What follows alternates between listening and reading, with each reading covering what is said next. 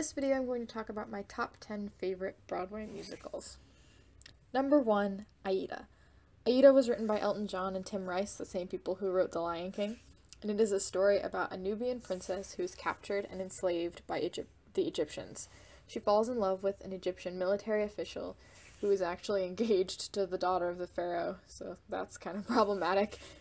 And it's just basically a really complicated love triangle with a lot of sadness. I first heard this musical when I was 11, and I don't know why, but I've just always loved it. I've never actually seen it because it stopped running when I was really little, but I hope someday it will be revived and I will hopefully be able to see it. Number 2 is Hamilton. Now I know this is like really generic and kind of boring, but Hamilton really is a masterpiece. I mean, every song is awesome. And the composition and the characters and the whole story is just phenomenal. How can you not love it? If you've been living under a rock, Hamilton is about America's founding father, Alexander Hamilton, and it's basically his life story and his struggle in the American Revolution and to set up America's financial system. And it's a hip-hop musical, which is epic and very different from anything else that is or has ever been on Broadway. Number 3 is Dear Evan Hansen. And now I'm getting all the people thinking, oh my gosh, you're so basic. But Dear Evan Hansen is really meaningful to me because I also struggle with anxiety, and I feel like it's one of the shows that really does accurately talk about mental illness. It really encompasses the magic of theater in that it teaches people to connect and be with one another, and it tells a great story, and the music is phenomenal, and who doesn't love Ben Platt? I mean, he's Ben Platt. If you don't know, Dear Evan Hansen is a story about Evan, a kid who struggles with anxiety, and he doesn't really have any friends. It's basically his story of having and living with those struggles and connecting with other people.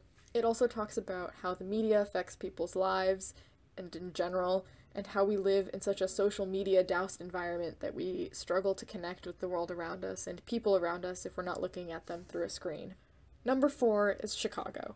Chicago is about 2 women who murder their boyfriends/husbands and them getting away with murder, basically. It's really kind of a strange story, and it is based off of historical events, and I'm still not exactly sure why I like it so much, but the dancing is really cool, and it harkens back to just music and acting and how theater really is kind of just an art. It feels like a concert when you go and see it, and there's not a lot of fancy theatrics and flashing lights or elaborate costumes. It's really just about the actors and the music and their performance on stage, and so there's something very raw and wholesome about the whole thing, despite the fact that it's about murder. 5 is Natasha, Pierre, and the Great Comet of 1812. I'm really disappointed with all of the uproar that's been happening with this show because it's so good and it has so much potential and it deserves so much better, but that's a different topic. The music is amazing. I will never understand how the writers managed to somehow mix opera, classic show tunes, Russian accordion music, and EDM all into one song. I mean, just saying those things out loud in the same sentence sounds ridiculous. The Great Comet is a story about a very young girl, Natasha, who's engaged to the Prince of Russia, but she falls in love with this other guy named Anatole, and Pierre is just kind of there watching this whole crazy Romeo and Juliet situation go down, and then he realizes at the end of the show that he might also love Natasha.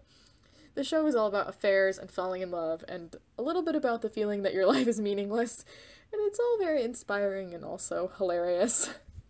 The stage design for this show is amazing. It really immerses you in the whole thing. It's personally one of my favorite stage designs of all time. 6 is Newsies. And this is one that I just recently got into, but oh my gosh, do I love it. The dancing is mind-blowing. How do they sing while they're dancing like that?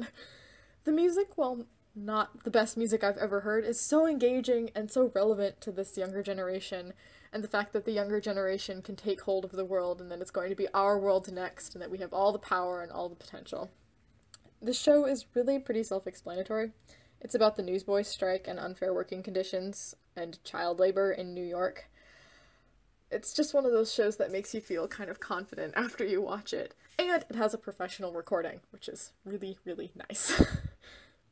7 is Les Mis, which is just the classic Broadway show. I mean, do I even really need to explain why I like it? I grew up listening to this show. It's insanely nostalgic for me, but it's also just a really good show.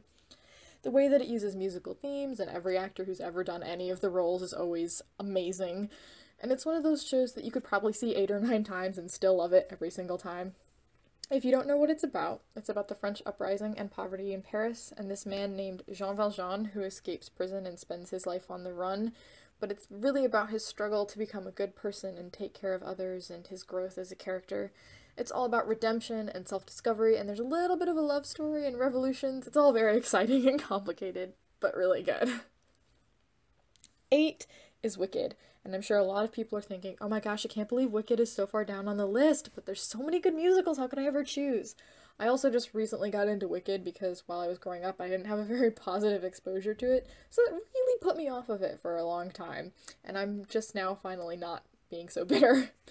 I don't love every single Wicked song, but there are so many good songs on the album, and I love the way that it deals with discrimination and self-hatred and overcoming those things and the battle between good and evil, but it touches on it in a way that's not so black and white, and it's so stark good versus evil. It really is just the backstory of the Wicked Witch of the West from The Wizard of Oz, so if you've never seen The Wizard of Oz, no matter how much description I give you, it's really not going to make that much sense. If you haven't heard Wicked, what are you doing? It's been on Broadway for 10 years straight. Number 9 is Annie, and this is mainly because this was my first ever Broadway musical that I ever got into.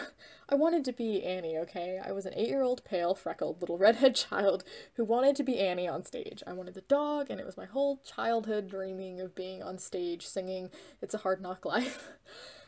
It's about this little orphan girl who somehow gets to spend Christmas with Oliver Warbucks, who's a billionaire in New York City, and he then adopts her, and it's very, very sweet and pure, and it's really the only Broadway musical that won't completely destroy your soul in the second act.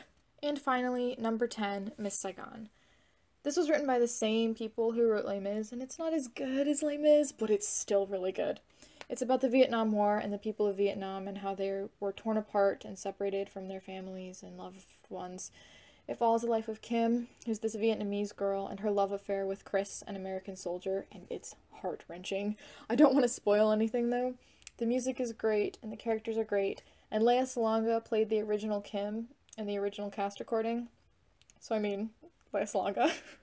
It's also on Broadway right now, so if you can, I totally recommend going to see it, because it's not a show that I think you'd ever regret seeing, and I think it's a show that everyone can feel sympathy for the characters and connect with the story. Alright, quick note before I end this video, I did change my channel name, so if you have followed me before this or subscribed to me before this, please don't be shocked. I'm just trying to have consistency through all my social media platforms, and I didn't really like my old username because it made me seem like I was a religious channel, which I'm not. So my new username is ThatLazySnail. I hope you like this video. If you want, let me know your top 10 favorite Broadway musicals in the comments. I love you all, you're all glorious, and I'll see you next time. Bye!